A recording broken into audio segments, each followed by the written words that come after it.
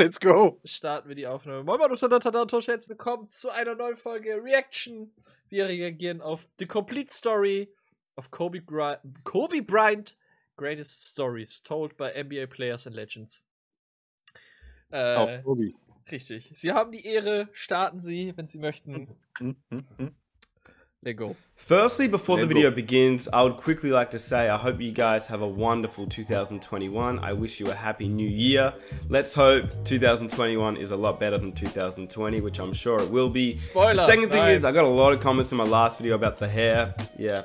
I'm rocking a mullet, so you guys will just have to stick with it for a little while. And then thirdly, the reason why I haven't really been uploading too much on this channel is because I prepared this video. This has taken me a long time to make.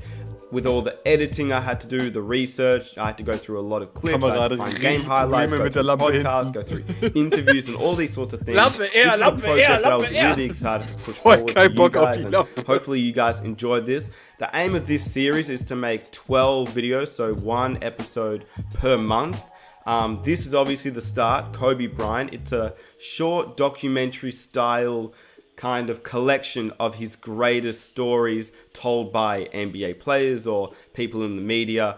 And with that, I obviously had to go through actual game footage and find the games that they were talking about. So you guys seem to like these videos in the past, and I think you will love this series. I also added in previous videos that I had on the channel. So if you're watching this video and you're like, oh, I think I've seen that before, that's the reason why. But it would really help me out if I could have your support. If you enjoy this video or you're excited for this series, please help me out by leaving a like rating. It helps me out so much. Also, comment down below which player you'd like to see next in this series. And if you're new around here, feel free to hit that subscribe button for NBA content each week. With that said, here's the video. Now, you know when guys are on the court out there, and I've asked a number of the guys this, are you guys talking stuff to each other when you're out there playing and competing? Sometimes. Larry Bird does. Put your hands on me. And some of it, I think, is that he emulated some of the things that MJ did as well, because MJ was a terror in practice. Yeah, he's hard on his teammates. Yeah, it was the first time, you know, you look at somebody and you can't tell if he's looking at you. Like, he looking dead at me, but I'm like, I don't know if he sees me. I think I'm just like not relevant enough for him, but he couldn't see me, and I felt it. You know what I mean? And when you want to talk about the swagger, oof, I mean, Kobe had it, but as a competitor, I knew that Kobe was the one. Jemand, der so eine Brille trägt, darf nicht über Swag lästern. I had to get on the level of Kobe Bryant. The entire crowd was watching him, you know, like that's the reach. Wie normal Blake da einfach aussieht. Did you? He just went off the whole fourth quarter. Every once in a while, you would see flashes. Yeah, then he would say some shit. Then the whole room was like. I still couldn't stop it, and I knew what he was about to do over and over and over again, you know? And that's a part of his greatness, man. Yeah, look at him. You know what? That's loves this time. Relishes it. And he and Gerald Wallace are having a conversation. That's Kobe and Gerald Wallace going at each other while Kobe's on the free throw line. Gerald's still talking to him. They're still talking to him. They're still having a conversation. Man eigentlich, wenn man sagt, 500 grand. Das 500? Das 500.000? I don't know that shit.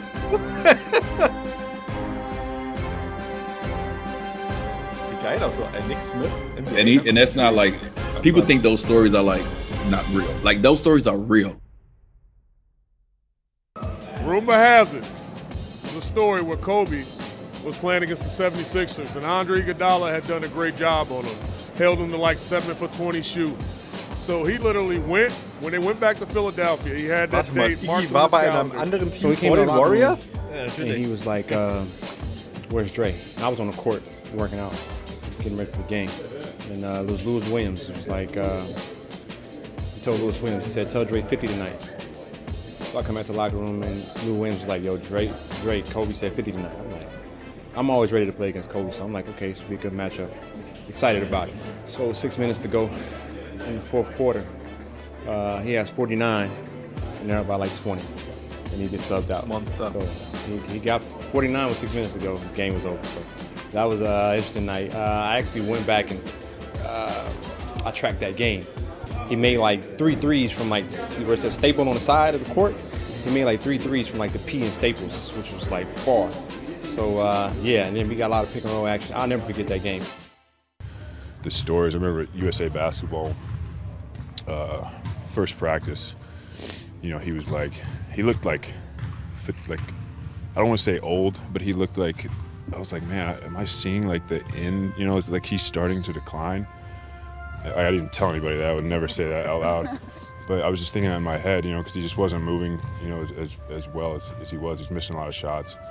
Middle of summer, so whatever. But then I found out he had gone on like a 40-mile bike ride at like 11 p.m. that night. Got in at like 2 a.m. And then he was in the weight room when I got down there at 7:30. So, you know, it was funny to me, very fitting to me. That was like in my head. I was too scared to say it to anybody else, but I was like, man, am I seeing like the decline? I was like, oh no, he's just worked out for 40 hours straight. I heard a story about early on in your career, you wore them. Obviously, you've been wearing them since the 12th grade. When you played against Kobe, did you wear his shoes or did you wear a different shoe? So early on, I remember who said something to me. I'm gonna ask Vince if you remember this. I remember Vince was like, when you play against Kobe, do you wear shoes? I'm like, no, I haven't yet. Like, why? Like, nah, you ain't supposed to wear them your opponent's shoe or blah, blah, blah. So I'm like, oh, all right. So next time I played Kobe, I wore some Jordans. It's the wrong fucking thing I should have did. As soon as I walked on the court, Kobe was like, oh, that's what we doing, motherfucker? And didn't say nothing to me the rest of the game. Right? Hey, you just sounded so much like him right there when he said that. That's what we doing, motherfucker. Yeah, you sounded just like Kobe right there, dude. That's crazy as hell. He was off you, huh? He was off. Then he probably bust your ass too. What, man? And that game, I swear to God, you can find the game too, bro. I remember I had hit somebody hit a shot, put us up like 1. They called a timeout in front of our bench. This motherfucker walked past our bench while we was in the huddle, said, you left me too much time. Came out, hit the fucking game winner, right? So I was like, man, so after the game, I talked to him, he was like, damn, man, my bad, you know, blah, blah, blah. That's what's up. That's a crazy ass story. That's what's up. Yeah, that's what we doing, motherfucker. I never told Alle anderen freigestanden. Yeah, I swear to God, that was him when you said it, because he done said that plenty of times. That shit was crazy. Man. We were in the Olympics, right? And this is when I knew Kobe was a monster, though. You hear about it, but you really, if you don't see it, you really, really don't know. And so we get into a city, one of the cities very late. And immediately we all go to the gym, you know. All my guys, it's Melo, it's me, it's Brian, it's Kobe. Like, we all go to the gym, we all get our work in. It's real late. And so after we get done getting our work in, me and my guys, we say, hey, like, let's meet for breakfast in the morning. Like, if you can't sleep, whoever first one wake up, hit us up, we're going to go eat. And so we do that. We probably get like 3 hours of sleep. You can't sleep much when you're traveling across the world, you know, like we were traveling. And we probably get like 3 hours of sleep, and we wake up, we go down to where the food is. And as we walking down, you know, slubbing with sleep in our eyes, Kobe Bryant is sitting there with ice on his knees already, right? So we walk up to Kobe, like, Kobe, what's up? And he was like, yeah, man, I just finished a workout, and I'm about to go do another one. And at that moment, I was like, wait, hold on. We just worked out about 3 hours ago. You know what I mean? And like, you've done another workout and you about to go do another one. That's when I was like, okay, I got to get my stuff together. I got to get my shit together. Because this dude right here is on a whole different level than even I'm on. And I'm supposed to be great, right? So that's the kind of person he was. And that's how he drove me. You know what I mean? Like, just little stuff like that. I went back and said, okay, that means I got to work hard and I got to do more. Warum so yeah, I just want to share that little anecdote. He's a beast, man. He had a lot of respect for guys who busted their butts, you know, every single day, being that they were very talented or not. But if you came to work every single day and you didn't bag down to him, because he would test you. You know, that's the one thing I loved about it. He would test guys in practice. How would he test them? Oh, elbowing them, talking to them, you know, telling them they can't guard him. You know, you got this guy out here and this guy can't hold my jock. You know, but I mean, he would talk so much stuff, and he would really just to see how you're going to react to it. Touch me the rest of the scrimmage. All right, let's see. Put your hands on me. You know, and some of it I think is that he emulated some of the things that MJ did as well, because MJ was a terror in practice. Yeah, he's hard on hard. He was hard on his teammates. Yeah. Fucking hard, you ain't got that. You make what you ain't called.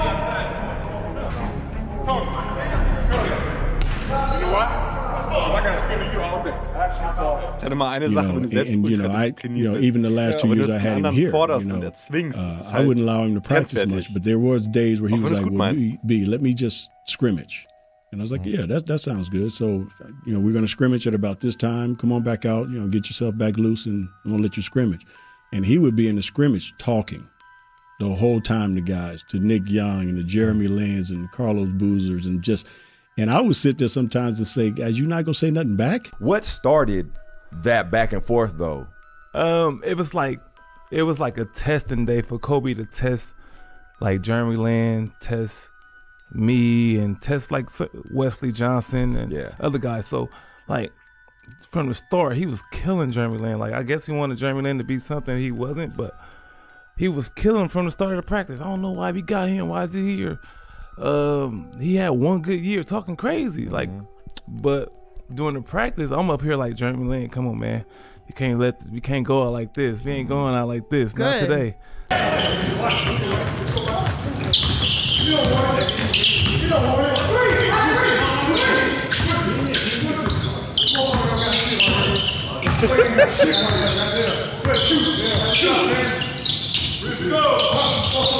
Das ist eine strenge Liebe, ne? I'm getting mad like Jeremy, come on, man. Kobe, y'all soft like Sherman. Oh, I can't even get better practicing with y'all. And he would do it to just see which of these guys he could be in that foxhole with.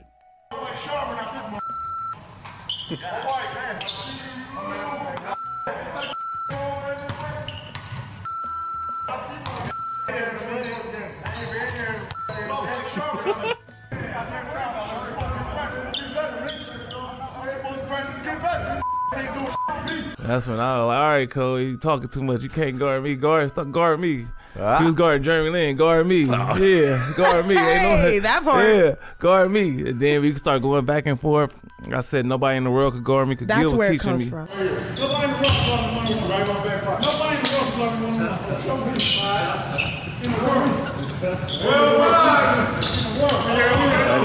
Bester Konter. Oh, he said, like, lucky I'm not from this world. Damn, he good, bro. He too quick. So we going back and forth. It was fun. Then the next day, we won a game. And he was like praising us and all that type of shit. I love when you waved them off. I think it was against the Spurs. Yeah. That was the game. That was right after that. Oh, that was right after that. In the interview, I said. But I said feel something like about the Sherman tissue or something like that. From the yesterday practice, Kobe talking all that trash kind of inspired me today. So, but you soft like Sean. But I feel like crazy respect crazy. Like Nick's got that mentality. That like, yo, I'm gonna still shoot. I'm gonna play my game, and Kobe understands that. Yeah. Which of these guys I can trust to have my back when I'm on the court? It was a test. It's a test. Yeah.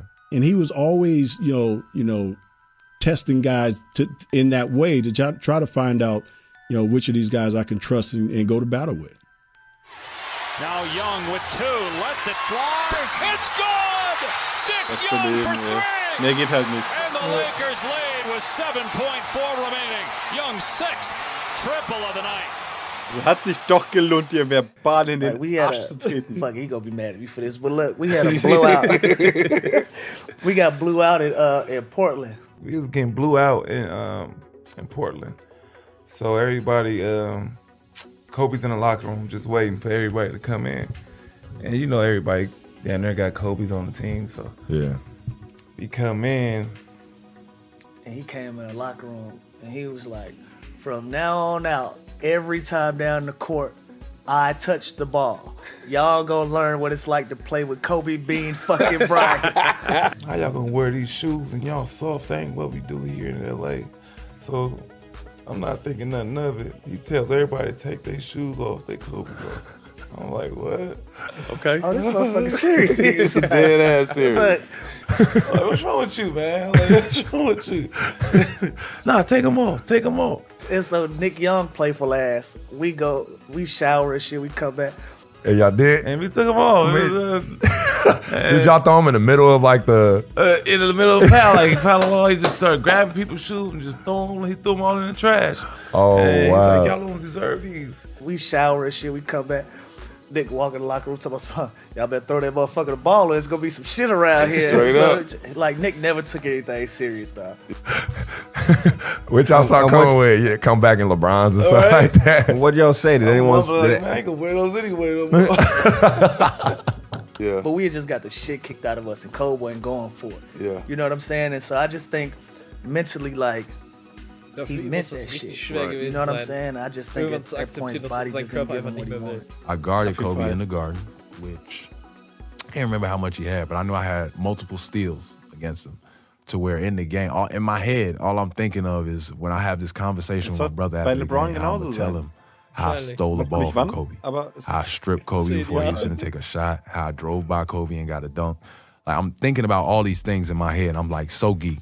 I had my few steals against him. I thought I was killing it. I was having that out-of-body experience. Like, like, let me appreciate, this is amazing. Right, we in the Garden, they going crazy. I got my player editions on. I just stole that thing from Kobe, like, you know what I mean? Linsanity was going on. I'm like, was this the Friday night game in the Garden, the Linsanity game? It might have been. Fourth quarter starts. And Kobe said, you had a great game. Ritterschlag. You had a great game, young fella. Oh my God. Said, yo, you had a great game, young fella. But I'm looking like, bro. There's still another quarter. I swear I looked at the clock like, but I'm looking like, nigga, it's 12 minutes. What you talking about? Like, what was that? You know what I'm saying? Like, you ain't said nothing the whole game. I've been talking shit. I done stole the ball. I'm hyped as hell. It's Kobe Bryant. He ain't said not one word to me. Fella. You know, locked in. The man come down. You remember he came shot fake, threw it off the glass, caught it, threw it to the corner. I'm like, bro, what you on? Like, bro, you been regular all game. Shot, get to the spot, shot fake, spin, pivot over here, spin back on the foot, drop it off the glass. I'm like, bro, what's going on? Then he pulled up from like 35 feet on some Steph Curry shit before Steph was doing that. He pulled up and laced it. I'm like, they called a timeout. Dan Tony looking at me. I'm like, bro, I ain't. I'm like, bro, I guard everything, bro. Nah, bro, I guarded the first two moves. He ain't supposed to have a third counter like that. Like, bro, I stopped the first one, stopped the second one, bro. The third one wasn't on the film. Yeah, it wasn't on the film, bro. I don't know what that is. I've never seen that before. Yeah, I thought that was a travel. His feet shouldn't even be able to move. Like, one point he just dribbled up, you know, just picked a spot and just shot it dead in my face. Like, everything I was doing, I was just like, and I'm thinking in my head, damn, that whole like good game I thought I was having is just gone. I just beat the Kobe for another 2 years. Oh my God. My Kobe story is we were in the player lounge. There was a couple of us who were playing spades. And he kind of came in. And we were drinking a little wine, playing some spades, just chilling. And he came in, sat down, poured himself a glass, and he was kind of like reading a paper. So this is 2008.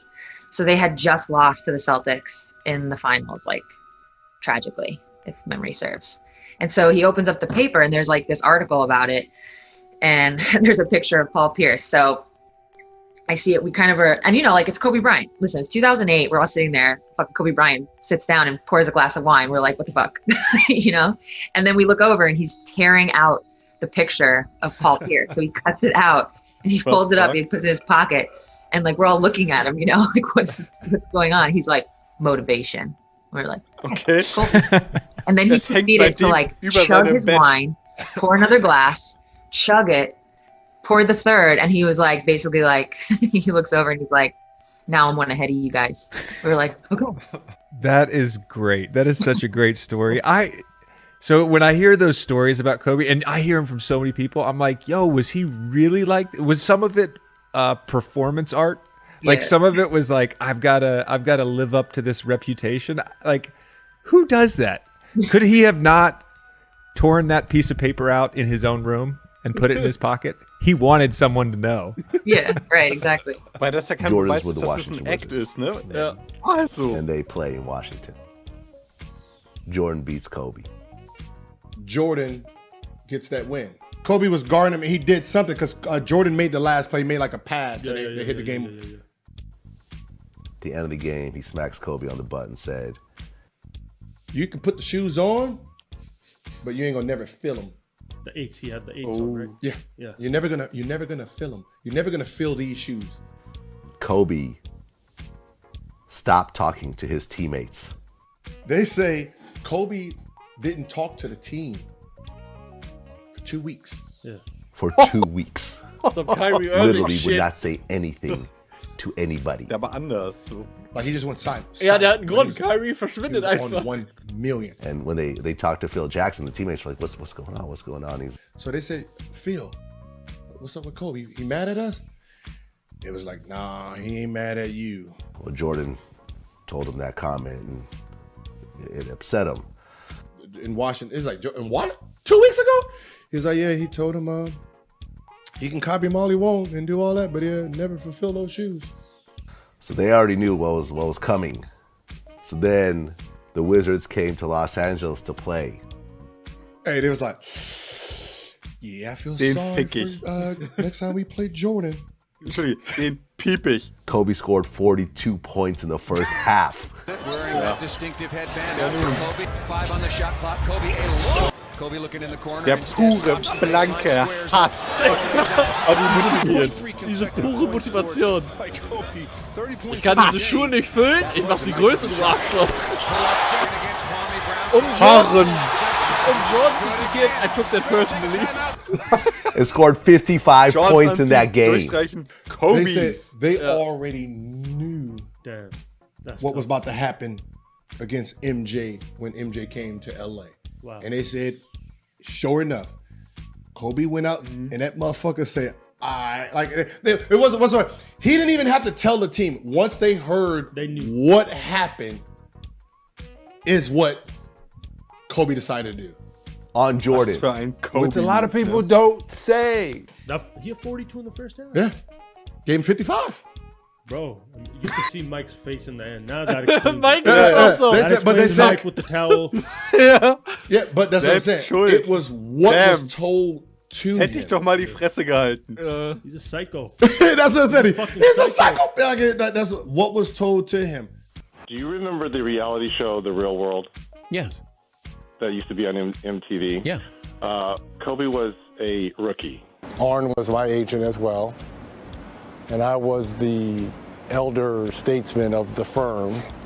And Arn called me up and was like, you know, do you mind talking to this young kid and show him what the NBA is all about and how to conduct yourself? I'm like, okay, yeah, sure, I'll talk to this kid. We were set to play a game of basketball versus the real world cast.